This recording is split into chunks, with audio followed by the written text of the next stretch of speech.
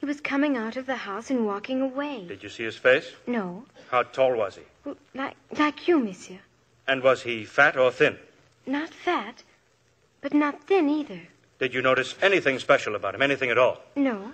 Did he see you, Augustine? I don't think so, monsieur. But you're absolutely sure he was a priest? Yes. Thank you. You may go now. Oh, I must ask you a favor. I don't want you to say anything to anyone about this. Promise? Oh, yes, monsieur.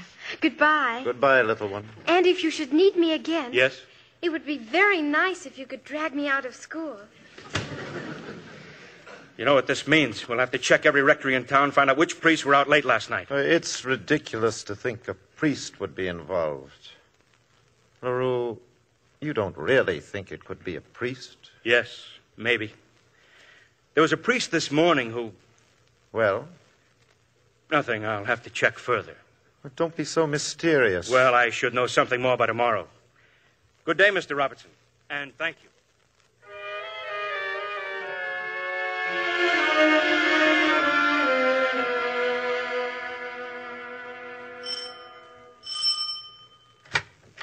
Inspector. Evening, Keller. Father Logan, do you suppose I could see him? Father Logan? Oh, sit down, please. I'll see if I can find him. Thank you. Who was it, Otto? Who at the door? A man to see Father Logan. They drove away in the man's car. Alma, have you washed the cassock? Not yet. Where is it? Upstairs in our room. Do not wash it. I do not want it washed. But why? Listen to me. There is something you must never forget.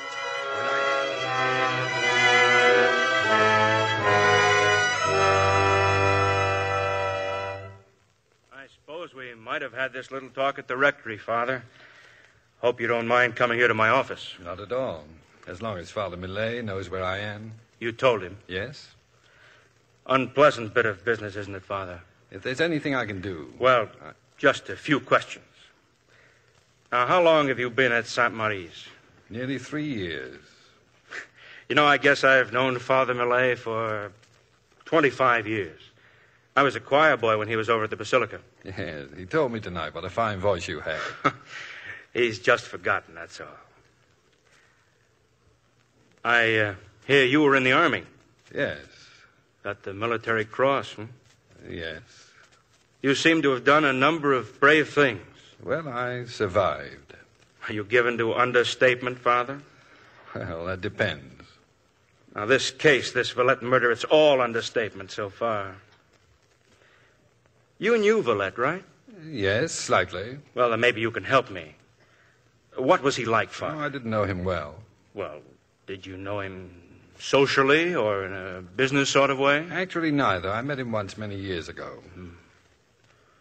Cigarette? Thank you, no. It's a funny thing. No one seems to have known this Villette, really known him.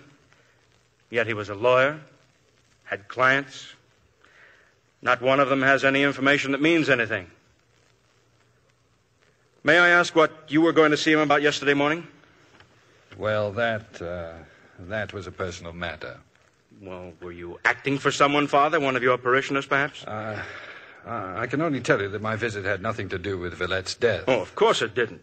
But you do understand, don't you, that I must consider every scrap of information? Yes. When a crime's been committed, each scrap of information is important to us. Of course. I know sometimes it seems like prying. It can be very embarrassing.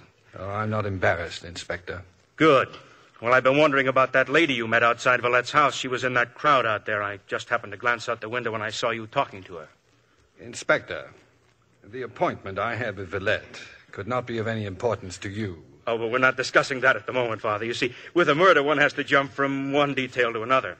Forgive me, I guess I jumped too abruptly for you. Well, perhaps I just don't follow as fast as you jump.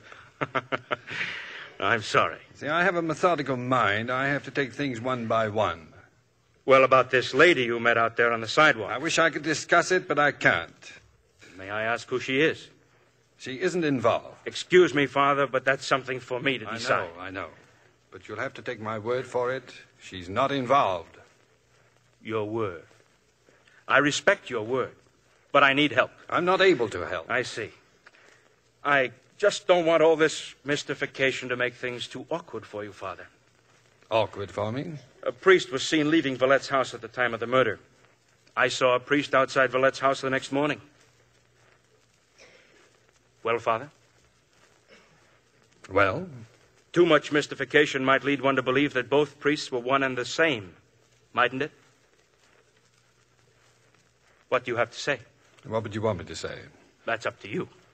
Well, then, I'd say that a man of intelligence would not be led to believe anything on so little evidence. You're perfectly right. We've checked on every priest in Quebec. Each can account for his movements at the time of the murder. That is, each, except one. Where were you at 11 o'clock, Father? I was walking. Alone? No? Good. Now, if you'll just give me the name and address of the person... I can't. Father, don't you want to help me? I've done my best. But you refuse to answer my questions. I know, and I'm sorry, but it isn't possible for me to answer them. It's a pity. A great pity. But I thank you for coming, Father. Good night. Good night, Inspector.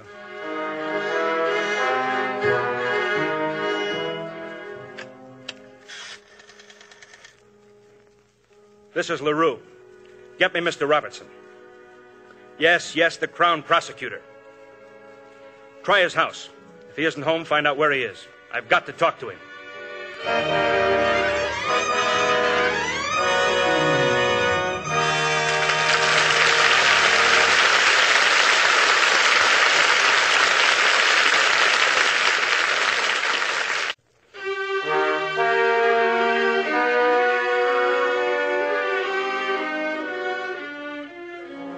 It's a few moments later. Mr. Robertson, the Crown Prosecutor, is not at home. But Inspector LaRue has found him. He's been a guest tonight in the home of some old friends, Pierre Granfort and his wife, Ruth. Sorry, Ruth. Looks like I've got to say goodnight. That phone call just now, it's about that Villette murder. Don't look so unhappy, Willie. Well, there's a very unpleasant angle. A priest is under suspicion. What nonsense. Well, he was seen leaving Villette's house. Which priest? Do they know his name? Inspector LaRue thinks it's a Father Logan from St. Marie's. Well, I hate to leave. Thanks for a lovely dinner. Good night, Willie. Oh, no, don't come to the door. See you soon, Pierre. Stop worrying. It's ridiculous. Why on earth would Father Logan... Shut up. Oh, please, shut up.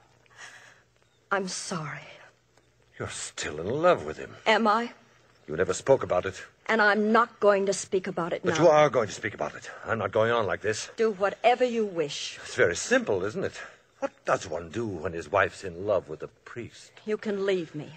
How easily you can say that. I'm not in love with you. I have never been in love with you. You know that. I never wanted to believe it. That's not my fault. I've never pretended anything with you. I hope he's in trouble. Terrible trouble. Oh, Michael. Michael.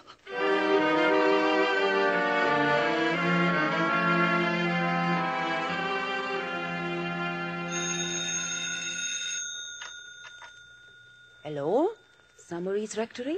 I want to speak to Father Logan, please. Father Logan? Oh, but he is asleep. I'm not asleep, Mrs. Keller. Oh, it is very late. I'll take it.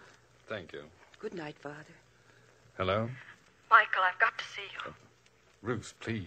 That's impossible. I've got to see you tomorrow morning. I've got to meet you somewhere. Michael, aren't you listening? I hear you. I'm going to Levis tomorrow morning. The ferry, Michael. The 9 o'clock ferry. All right. Good night.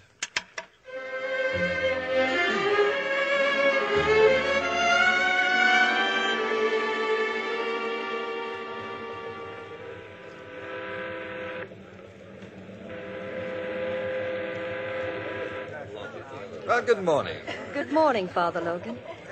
Walk over here. We shouldn't be seen together for your sake. I had to see you. Ruth, the police have been questioning me. They saw the two of us talking outside of Villette's house. They're trying to find out who you are. I don't care. I've got to tell you, you're being suspected. I know that. The only thing is for me to tell them that you were with me that night. You can't.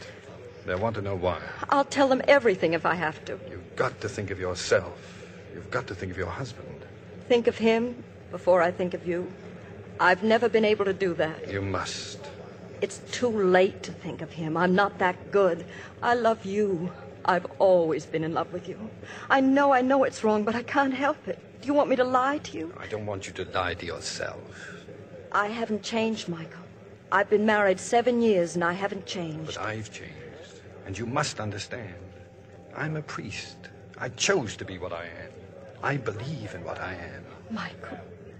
Ruth, I want you to see things as they are and not go on hurting yourself. Don't pity me. Our meeting like this is wrong. It's all wrong. It won't happen again. I won't bother you again. Goodbye. Ruth.